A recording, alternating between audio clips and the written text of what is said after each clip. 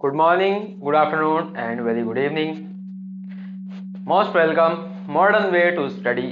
Finally आज हमने start कर दिया है हाई स्कूल का साइंस का सिलेबस और आज उसका है first lecture, first chapter science का, जिसका नाम है केमिकल रिएक्शन एंड इक्वेशंस। तो स्टार्ट करते हैं। चलिए, तो सबसे पहले हम चैप्टर के नाम को ही समझेंगे कि चैप्टर में हमें पढ़ना क्या है। Chemical reaction and equations. Chemical, चलो थोड़ा समझ में आता है कि केमिकल होता क्या है, ठीक है। तो रिएक्शन और इक्वेशंस क्या होती हैं? केमिकल रिएक्शन और केमिकल इक्वेशंस क्या होती है? केमिकल रिएक्शंस को समझाने के लिए आपको एक छोटी सी स्टोरी बताता हूं मैं, छोटी सी एक कहानी देख लीजिए, समझ लीजिए कि इस दुनिया में या इस पूरे यूनिवर्स में जो कुछ भी आप देखते हो या यूज करते हो वो सभी टू टाइप्स के होते हैं। वो सभी चीज़ें टू टाइप्स की होती है। जितनी भी चीज़ें आपने देखी हैं आज तक या यूज़ करी हैं, हाथ में ली हैं, बाकी सारी चीज़ें जिनको टच किया है आपने, सभी चीज़ें हमेशा टू टाइप्स की होती हैं। जैसे first type reactive, second type होती है नॉन रिएक्टिव। रिएक्टिव और नॉन रिएक्टिव में क्या फ़र्क है? रिएक्टिव वो होती हैं जो आप दो चीज़ें लें, दो से ज़्यादा चीज़ें लें या कितनी भी लें, उन चीज़ों को आपने आपस में मिलाया, एक स्पेसिफिक टेम्परेचर दिया, अलग से स्पेसिफिक टेम्परेचर यानी कुछ कंडीशन दी उन चीज़ों को एक साथ में रखने के बाद, और कुछ नया ही बन गया। फॉर एग्जाम्पल, आपने लिया था प्रोडक्ट ए और दूसरा लिया था आपने प्रोडक्ट बी। आपने इन दोनों को मिलाया, मिलाने के बाद आपने इनको गर्म करा यानी कि हीट दी और बन गया सी। ये जो नया प्रोडक्ट बन के आया ना तो वो ए है, ना ही वो प्रोडक्ट आपका बी है, तो वो है आपका सी, यानी कि वो इन दोनों से हटके है। तो ये दोनों चीज़ें आपस में दोनों ही रिएक्टिव है, यानी कि कुछ नया प्रोडक्ट बना सकती हैं। ये दोनों इसलिए रिएक्टिव है। नॉन रिएक्टिव क्या होगा कि आपने ए लिया प्लस बी भी लिया, आपने मिलाने की कोशिश करी लेकिन कुछ नया नहीं बना, ए का ए ही रहा, बी का बी ही रहा, दोनों प्रोडक्ट वैसे के वैसे ही रहे, कुछ भी नया प्रोडक्ट नहीं बना। तो ये दोनों चीज़ें नॉन रिएक्टिव है, ठीक है। तो रिएक्टिव नॉन रिएक्टिव, चलिए इन दोनों का एक एग्जांपल लेते हैं। पहले हम एग्जांपल लेते हैं नॉन रिएक्टिव का। आप कभी ऐसा करके देखना या सोच लो, ऐसा आइडिया लगा लीजिए खुद ही कि आपके पास एक बर्तन है, उस बर्तन में आपने एक लकड़ी का टुकड़ा डाल दिया और एक थोड़ा सा प्लास्टिक डाल दिया इतना बड़ा, ये मात्र को ले लीजिए, आपने ये डाल दिया उसके अंदर। तो क्या होगा? आप उसे गर्म करोगे, टेम्परेचर दोगे, गर्म करो या ठंडा करो। अगर आपने गर्म कर दिया तो क्या होगा? गर्म करेंगे तो प्लास्टिक पिघल जाएगा, ठीक है, ये पिघल गया। लेकिन क्या प्लास्टिक चेंज हो गया? प्लास्टिक जो था वो तो प्लास्टिक में ही रहा ना, प्लास्टिक प्लास्टिक ही रहा, लकड़ी का टुकड़ा जो था वो लकड़ी ही रहेगी, कुछ नहीं बदलेगा। तो प्लास्टिक और लकड़ी दोनों ही नॉन रिएक्टिव है, क्योंकि प्लास्टिक का प्लास्टिक रहा, कुछ नया नहीं बना। लकड़ी जो हमने डाली थी वो लकड़ी ही रही, कुछ नया नहीं बन पाया उसका भी। तो दोनों ही चीज़ें नॉन रिएक्टिव थी।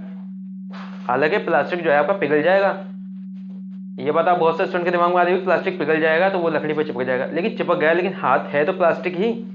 ये तो नहीं प्लास्टिक का लोहा बन गया, प्लास्टिक का लोहा बन गया या कांच बन गया प्लास्टिक का, ऐसा तो कुछ नहीं बना ना। प्लास्टिक प्लास्टिक ही है और लकड़ी का टुकड़ा लकड़ी ही है। तो लकड़ी और प्लास्टिक दोनों ही आपस में नॉन रिएक्टिव हैं, दोनों ने कोई रिएक्शन नहीं दिया, नया कुछ नहीं बनाया, तो वो दोनों नॉन रिएक्टिव हैं। अब रिएक्टिव कौन होगा? रिएक्टिव वो होंगे जो नई चीज़ें बन जाएगी। जैसे कि आप सबने देखा है, आप एक कप दूध लीजिए, उसके अंदर चीनी पत्ती डाल दीजिए, एक कप दूध में चीनी पत्ती डाल दीजिए, गर्म कीजिए, क्या बना? P low. खैर, जो बन के आया वो उसका कुछ अलग ही नाम है, ना तो अब वो दूध है ना ही उसमें चीनी है, पत्ती है, लेकिन हमें उससे कोई मतलब नहीं, ठीक है। लेकिन दूध और चीनी जो हमने दो प्रोडक्ट लिए थे वो दोनों तो खत्म हो गए, उन्होंने मिलकर कुछ नया बना लिया।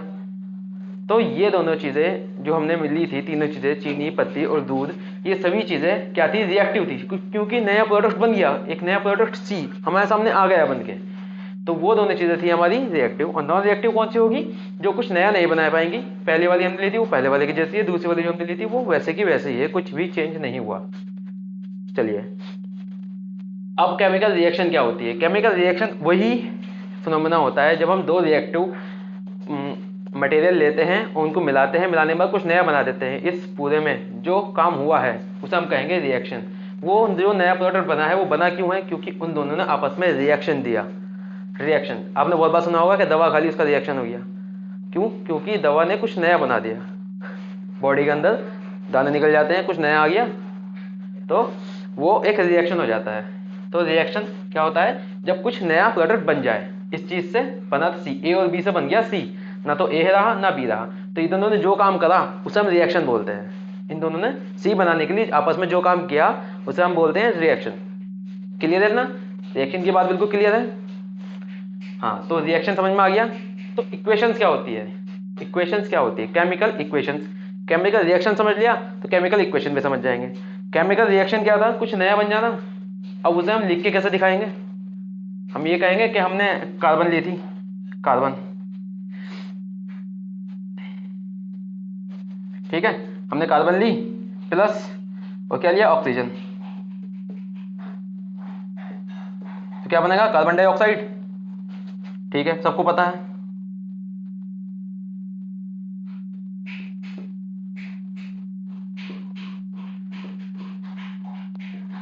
कार्बन डाइऑक्साइड बन गई, हमने कार्बन ली, ऑक्सीजन ली, बन गया कार्बन डाइऑक्साइड। क्या हम ऐसे लिख के दिखाएंगे, पूरा पूरा नाम भी लिख सकते हो आप, ठीक है।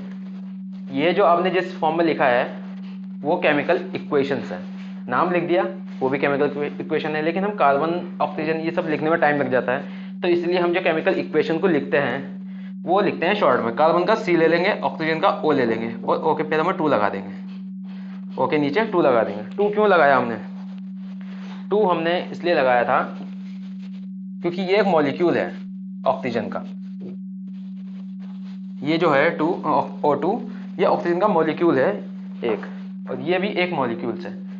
जो रिएक्शन होती है, जो ए और बी अभी हमने देखे थे रिएक्शन हुई थी, वो रिएक्शन हुई थी एटम्स के बीच में। रिएक्शन एटम करते हैं, लेकिन रिएक्शन कराने के लिए जो हम मटेरियल लेते हैं वो पूरे मटेरियल का मॉलिक्यूल्स लेते हैं। तो इसलिए हमने ऑक्सीजन का मॉलिक्यूल्स लिया, रिएक्शन कौन करेंगे, एटम्स। एटम्स क्या होते हैं, चलिए बता दूंगा वो भी। तो एटम्स आपको पता होगा, नहीं पता है तो बता दूंगा वो भी, अभी बने रहिए वीडियो के अंदर। तो कार्बन और ऑक्सीजन हमने दोनों चीज ली, इन दोनों के एटम्स ने रिएक्शन करा और बनाया CO2, carbon dioxide. Carbon dioxide हमने इस रिएक्शन को, ये क्या है, कार्बन प्लस ऑक्सीजन, हमने इस वाली रिएक्शन को एक इक्वेशन के फॉर्म में दिखाया है। जब भी हम किसी भी केमिकल रिएक्शन को लिखेंगे तो वो केमिकल इक्वेशन कहलाएगी। ये लिखा क्या है, केमिकल इक्वेशन है, लेकिन इसमें एक्चुअल में हुआ क्या है, एक केमिकल रिएक्शन हुई है। यहाँ हुई है रिएक्शन, रिएक्शन को हमने लिखा है इक्वेशन के फॉर्म में, ठीक है। केमिकल रिएक्शन को ये हम केमिकल इक्वेशन की फॉर्म में लिख देते हैं, ये एक इक्वेशन है। कैसी भी तरह की इक्वेशन हो सकती है। आपने ले लिया H2 प्लस O2, सबको पता है क्या बन जाएगा, H2O।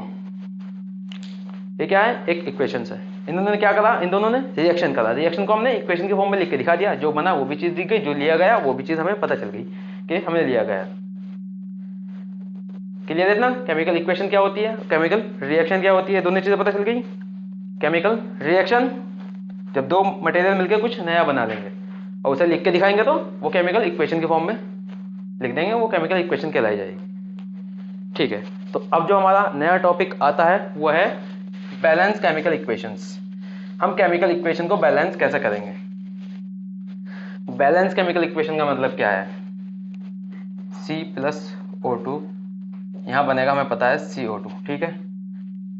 बैलेंस केमिकल इक्वेशन का मतलब यह है कि जितना मटेरियल लिया गया है उतना ही मटेरियल वहां पे बनना चाहिए। बैलेंस केमिकल इक्वेशन का मतलब क्या हुआ कि जितना मटेरियल इक्वेशन रिएक्शन कराने के लिए लिया गया है उतना ही मटेरियल वहां बनना चाहिए। जैसे यहाँ C कितने हैं, 1, वहां कितने आए, एरो के बाद 1, ठीक है। ये क्या है, O2, उधर कितने आए हैं, O2 ही है, O के पहले में 2 है, O के पास 2 लिखा हुआ है ना, तो ये 2 ही है O, ठीक है। तो C 1 है, O 2 है, तो C 1 है, O 2 है, तो ये वाली इक्वेशन आपकी एकदम परफेक्टली बैलेंस है, ये इक्वेशन आपकी बैलेंस है। लेकिन इसी की जगह मैंने दूसरी इक्वेशन ली थी H2O, ठीक है, H2 प्लस O2 बनेगा H2O। तो ये वाली जो इक्वेशंस है क्या ये बैलेंस है, चलिए हम काउंट करके देखेंगे हर एक एटम को, हर एक एटम को हम काउंट करके देखेंगे। H कितने हैं, 2, वहां कितना है, 2 आ गए, H तो बैलेंस है। O यहाँ कितने हैं, 2, उधर कितना है, 1 आया है सिर्फ। तो ये वाली हमारी केमिकल इक्वेशन बिल्कुल भी बैलेंस नहीं है, हमें इसे बैलेंस करना पड़ेगा। हमें बैलेंस करना क्यों पड़ता है, हमें किसी भी केमिकल इक्वेशन को बैलेंस क्यों करना पड़ता है, क्योंकि आपने 9th क्लास में ये पढ़ा होगा law of conservation of mass, जो कि ये कहता है mass can neither be created nor be destroyed. Mass ना तो बनाया जा सकता है ना ही डिस्ट्रॉय किया जा सकता है, ना तो उसे बनाया जा सकता है ना ही उसे मिटाया जा सकता है, उसे हम चेंज कर सकते हैं। मास को एक फॉर्म से दूसरी फॉर्म में चेंज किया जा सकता है। जैसे कि यहाँ ऑक्सीजन था, ऑक्सीजन, यहाँ है पानी, तो ये हमने हाइड्रोजन और ऑक्सीजन ली, दोनों के कुछ मास थे और हाइड्रोजन के भी कुछ मास होगा, कुछ वेट होगा थोड़ा बहुत। मास को मैंने आपको पहले भी कहा था कि मास को आप वेट की तरह ही समझिए कि मास एक वेट होता है, ऐसा मान के चलिए। एक्चुअल में मास और वेट में डिफरेंस है काफ़ी बड़ा, तो आप ये मान के चलिए मास वेट होता है। तो हाइड्रोजन के गैस के अंदर कुछ ना कुछ तो वेट होगा, ऐसे ही ऑक्सीजन वेट का गैस के अंदर भी कुछ ना कुछ वेट होगा।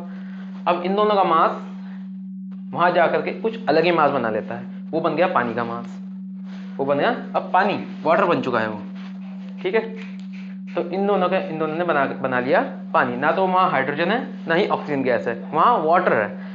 हाइड्रोजन और ऑक्सीजन से मिलके ही बना है, लेकिन अलग चीज़ बनी है। यहाँ गैस थी, गैस हवा एक तरीके की, ठीक है ना, हवा।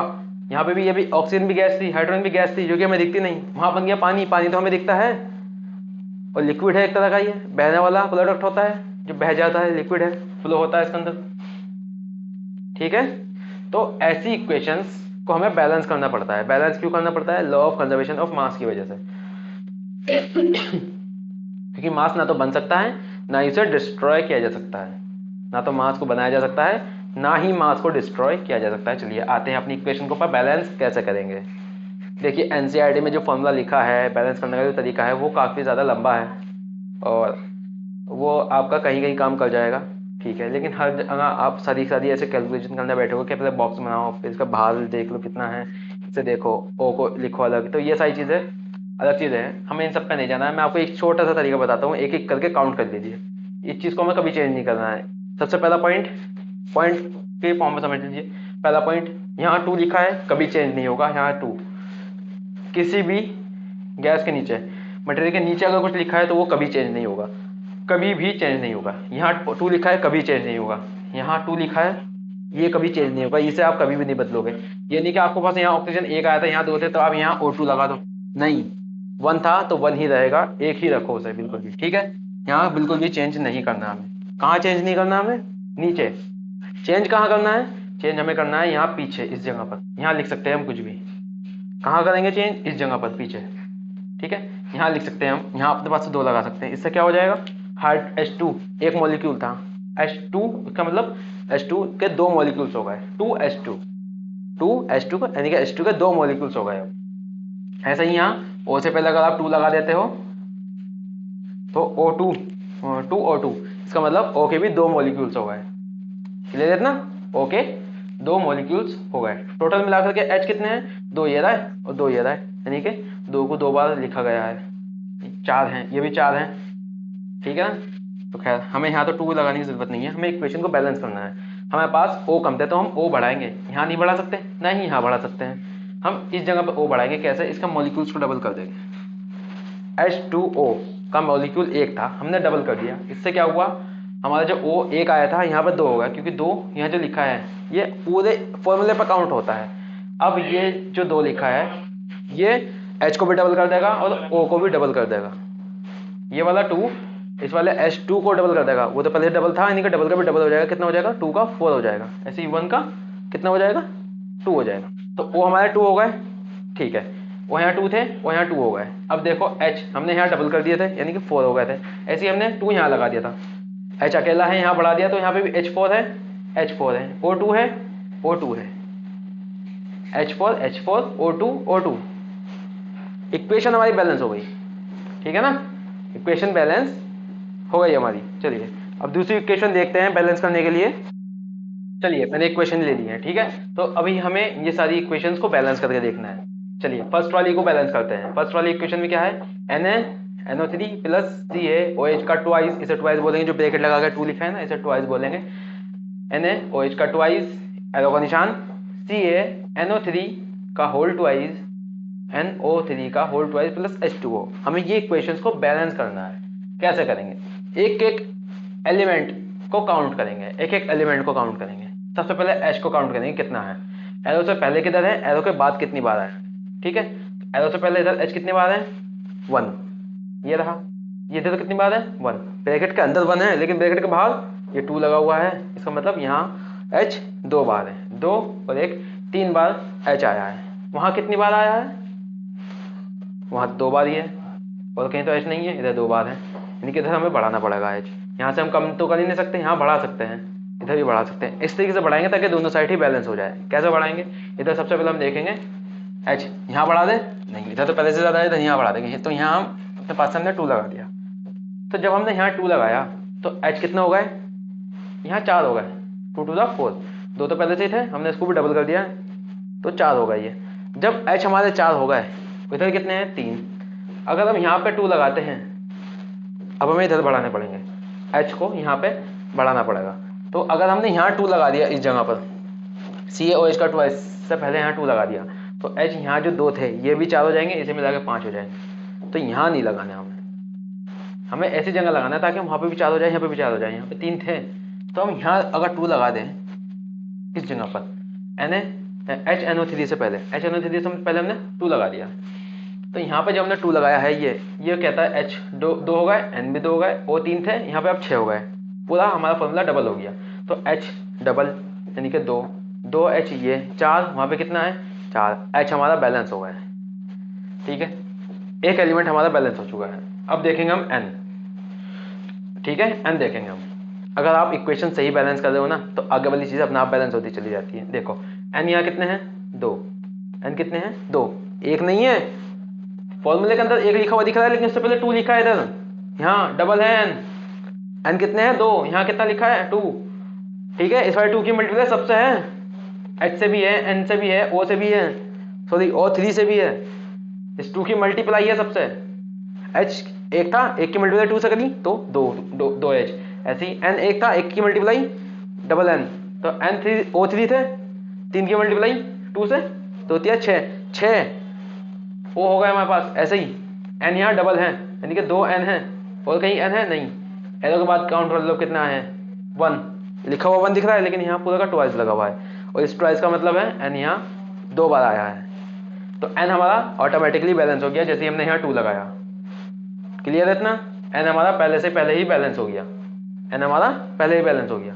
चलिए अगला देखते हैं, O 3 है, O यहाँ पे कितनी बार आए हैं 3, चलिए 3 इधर दे रहा, उस 3 को भी हमने डबल लिखा है क्योंकि यहाँ 2 से मल्टीप्लाई हुई है, तो ऐसे ही यहाँ जो 3 लिखा है 3 के 2 से मल्टीप्लाई करेंगे 6, तो हमारा O कितने टाइम्स आया है 6 टाइम यहाँ आया है और 2 टाइम्स इधर आया है, 6 टाइम्स इधर है और 2 टाइम्स इधर है। देखिए ट्वाइस में लिखा है ना, तो 2 इधर है 6 इधर है, 2 और 6 कितने हो जाएंगे 8, देखिए 8 टाइम्स आया है एरो से पहले, 8 टाइम्स O आया है।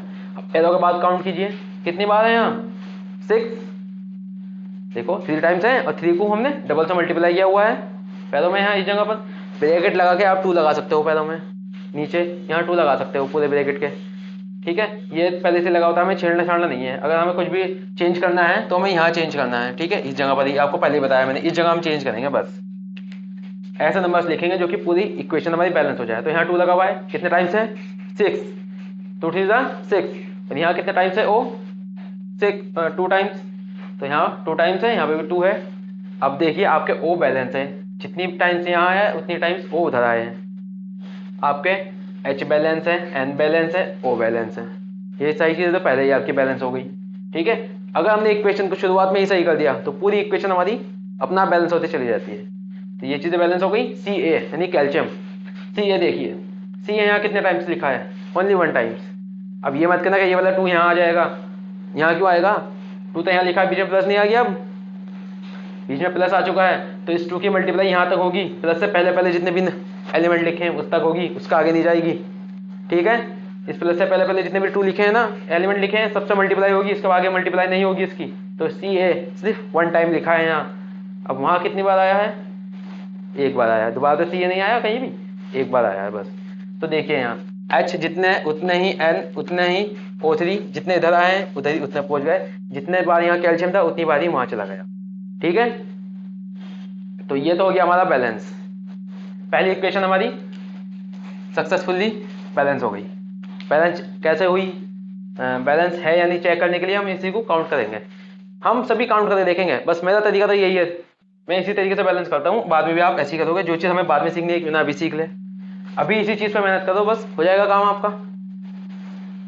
पहले आप दूसरा तरीका सीखोगे, फिर दूसरा तरीका सीखोगे, फिर और मेथड सीखोगे। एक ही तरीका है, उसे सीख लो, हमेशा काम करेगा, हमेशा आपकी इक्वेशन ऐसे ही बैलेंस मिलेगी हमेशा। एक ही तरीका है, उसी को सीख लो। अभी हाई स्कूल में दूसरा तरीका सिखाया जाता है, पहले इसको ब्रैकेट में बंद करो, इसको चारों तरफ लाइन खींचो, वो तरीका अलग है, वो उससे भी जाएगी, लेकिन इतना ज़्यादा लंबा कौन करेगा। हम डायरेक्टली एक ही बारी में कर देते हैं, बस एक ही लाइन में ही। यहाँ देखो, अब चलो दूसरी इक्वेशन पर आते हैं। क्या लिखा है, NaOH, sodium hydroxide, NaOH, NaOH मिला किससे हमने, सल्फ्यूरिक एसिड, ठीक है, H2SO4, इन दोनों को मिलाया तो ये चीजें बनी है, एक वाटर और एक ये सोडियम सल्फेट।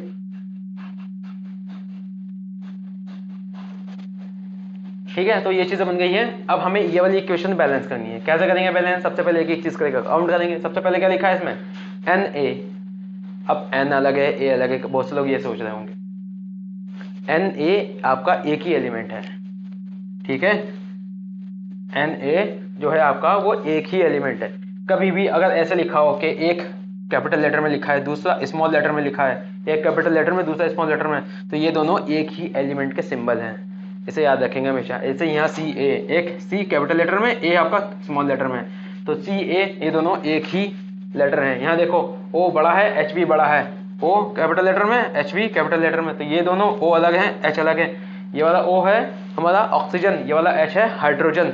अगर ऐसे लिखे होते हैं कि एक कैपिटल दूसरा स्मॉल लेटर, एक कैपिटल लेटर दूसरा स्मॉल लेटर, तो वो दोनों एक ही होते हैं, ठीक है, इसे याद रखेंगे। यहाँ पे S small capital letter, O capital letter, O भी हमारा कैपिटल लेटर में ही है।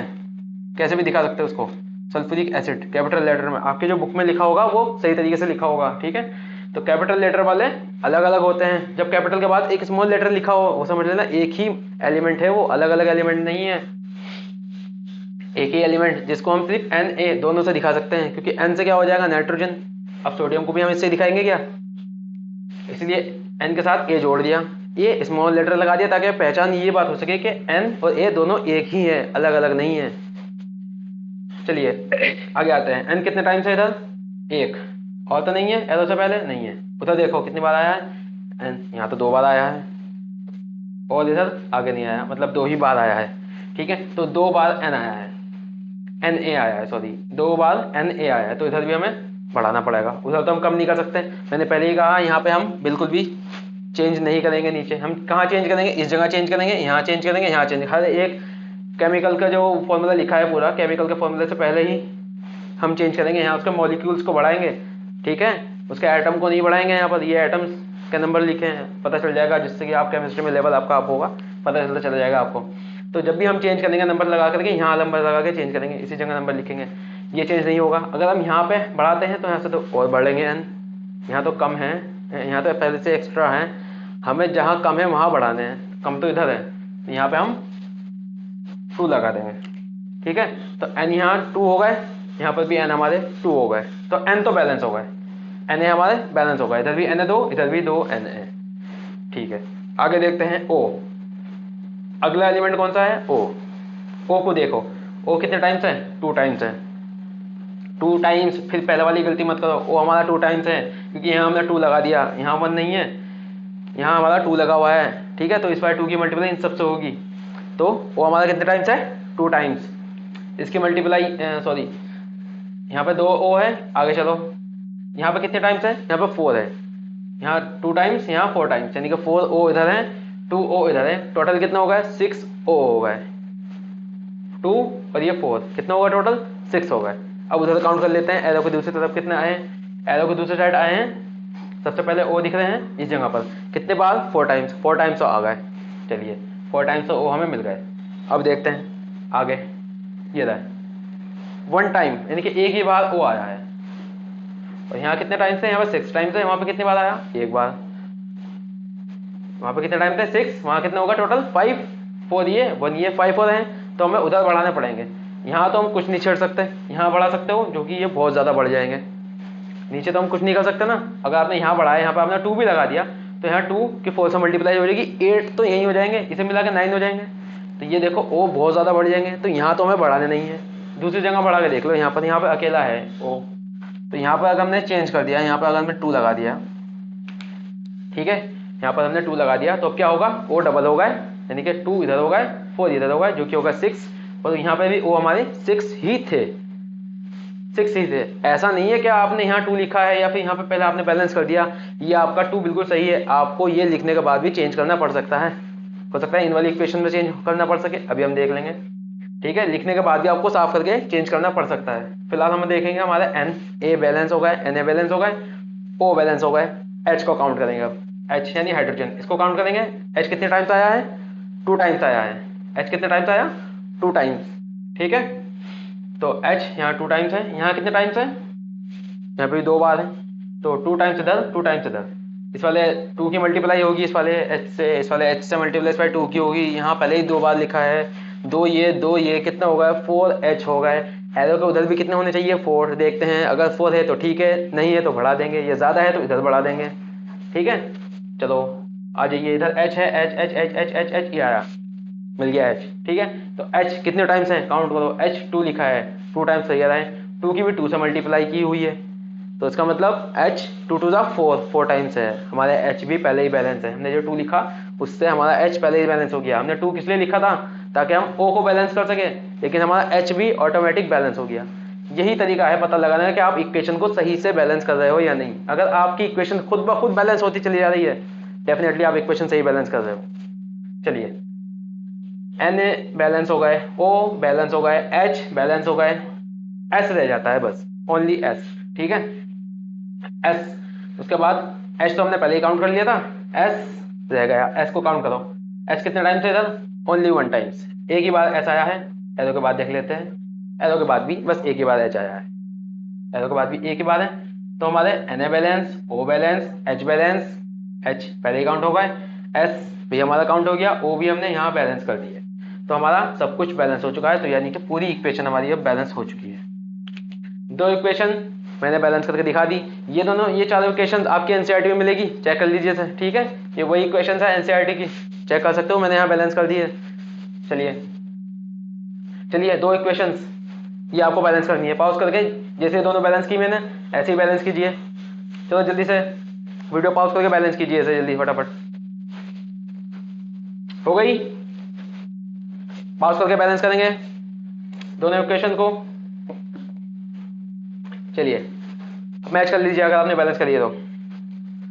चलिए Na कितने टाइम्स है, ओनली 1 टाइम्स, Na यहाँ आगे नहीं है, आगे कहीं भी Na नहीं है, इधर देखें, इधर भी नहीं है, इधर भी एक बार आया है, तो Na हमारा ऑलरेडी बैलेंस रखा है, Na यहाँ पे एक बार है, इधर भी हमारा एक बार है, Na हमारा ऑलरेडी पहले से ही बैलेंस है। चलिए Na को तो काउंट नहीं करेंगे, Cl को काउंट करो, Cl कितने बार है, इधर एक बार है, दोबारा Cl तो नहीं आया एरो से पहले, नहीं, Cl एक बार ही आया है, चलिए इधर काउंट करें, AgCl, ये रहा Cl एक ही एलिमेंट है, C कैपिटल है, L स्मॉल है, देखिए, ठीक है, तो Cl एक बार है, इधर भी हमारा Cl ओनली 1 टाइम है, आगे तो नहीं आया, नहीं, तो Na balance, Cl balance, Ag को देखो, Ag कितने टाइम्स है, 1 टाइम्स, एरो के बाद ये भी 1 टाइम रखा है, तो Ag भी बैलेंस है। N कितनी बार है, 1, इधर कितनी बार है, 2, अच्छा पक्का 2 बार है, अरे ये वाला जो N है, ये वाला N Na के साथ है, ये वाला ये Na,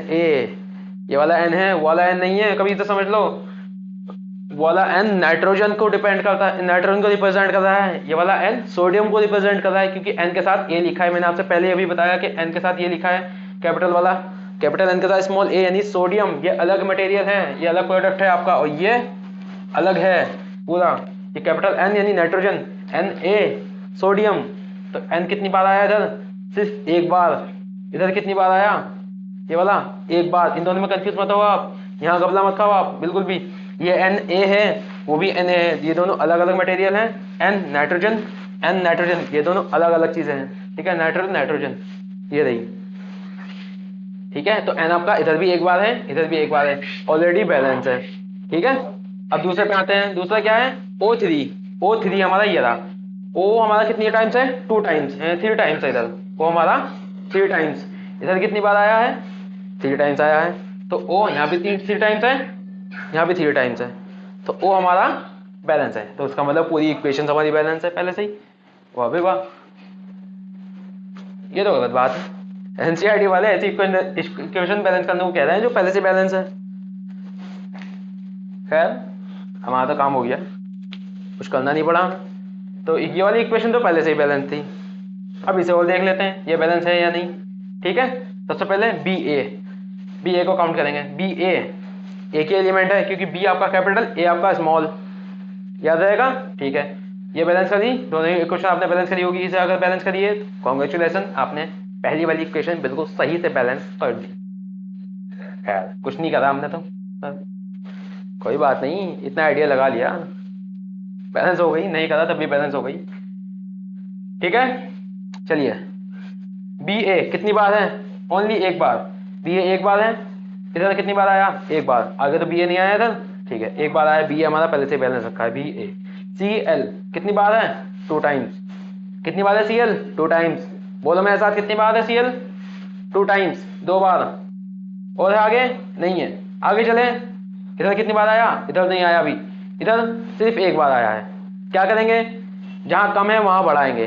किधर बढ़ाएंगे? जहां कम है वहां बढ़ाएंगे। कहाँ? जहां कम है उधर बढ़ाएंगे। ठीक है, तो यहाँ बढ़ाएंगे, ऐसे लिखेंगे? नहीं। यहाँ चेंज करेंगे? नहीं, बिल्कुल यहाँ कुछ भी चेंज नहीं होगा। चेंज होगा इधर, चेंज होगा यहाँ। ये वाला 2 एच को भी डबल कर देगा, सी एल को भी डबल कर देगा। ठीक है, तो हमारा सी एल डबल होगा, सी एल बैलेंस होगा। बी ए पहले से बैलेंस है। एच देखो इधर कितने हैं? 2 है एच। ठीक है, एच हमारे 2 है, एच हमारे 2 हैं। उधर देखिए कितनी बार आए हैं। जब हमने 2 लगाया सीएल को बैलेंस करने के लिए, तो एच भी तो हमारा डबल हो गए। ये एच भी हमारा डबल हो गए, एच भी हमारे ऑटोमेटिकली बैलेंस हो गए। इसका मतलब हमने इक्वेशन को बैलेंस करने की जो शुरुआत करने के लिए हमने 2 लगाया, बिल्कुल सही लगाया है। एच हमारे ऑटोमेटिकली बैलेंस होते जा रहे हैं। चलिए एस कितनी बार है? एस हमारा सिर्फ ओनली 1 टाइम है। इधर कितनी बार आया? सिर्फ एक बार आया, एस भी हमारा बैलेंस। ओ इधर कितनी बार है? 4 टाइम्स है। इधर कितनी बार आया? 4 टाइम्स ही आया है। इसका मतलब पूरी इक्वेशन हमने सिर्फ यहाँ 2 लगा करके बैलेंस कर दी। बहुत ही बढ़िया, सिर्फ एक जगह 2 लगाया, पूरी इक्वेशन बैलेंस। तो 4 इक्वेशन बैलेंस हो गई। ठीक है, तो इक्वेशन हमने बैलेंस कर दी। केमिकल रिएक्शन हम समझ गए, केमिकल इक्वेशन को हम समझ गए। केमिकल इक्वेशन को बैलेंस करना क्यों जरूरी होता है? एक क्वेश्चन है आपके एनसीईआरटी में कि क्यों जरूरी होता है। जरूरी होता है लॉ ऑफ कंजर्वेशन ऑफ मास की वजह से। लॉ ऑफ कंजर्वेशन ऑफ मास क्या कहता है? क्या कहता है? मास, किसी भी कोई सा भी मास can neither be created nor be destroyed. Can neither be created nor be destroyed. याद कर लीजिए इस लाइन को। मास ना तो बनाया जा सकता है, ना ही उसे मिटाया जा सकता है, उसे सिर्फ एक फॉर्म से दूसरी फॉर्म में चेंज किया जा सकता है। तो हमने वही तो किया। यहाँ तो हमारा BaCl2, उधर बन गया BaSO4, मास चेंज हो गया हमारा। इक्वेशन हमारी बैलेंस ही है। जितने हमने मॉलिक्यूल्स, जितने एटम्स लिए थे, उतने ही एटम्स उधर भी बने हैं। जितने हमने इधर एटम लिए थे उतने ही इधर पहुंचे हैं। ठीक है, तो ये आपका पार्ट 1 यहाँ खत्म हो जाता है। पार्ट 2 में हम इस चैप्टर को कंप्लीट कर देंगे। 2 पार्ट्स में, बहुत शॉर्ट में लेकर के आया हूँ, लेकिन बहुत अच्छे से डिटेल में लेकर के आया हूँ मैं इसी पार्ट को। और ज़्यादा डिटेल चाहिए तो बता दीजिएगा, मैं अलग से वीडियो बना दूंगा। नहीं तो पार्ट 1 यहाँ खत्म होता है। पार्ट 2 के लिए वेट कीजिए, हो सकता है आ गया हो या ना आएगा, डेफिनेटली आएगा। ऐसा नहीं है कि नहीं आएगा, पार्ट 2 आएगा, चैप्टर खत्म होगा। मिलते हैं नेक्स्ट वीडियो में, तब तक के लिए बेस्ट ऑफ लक।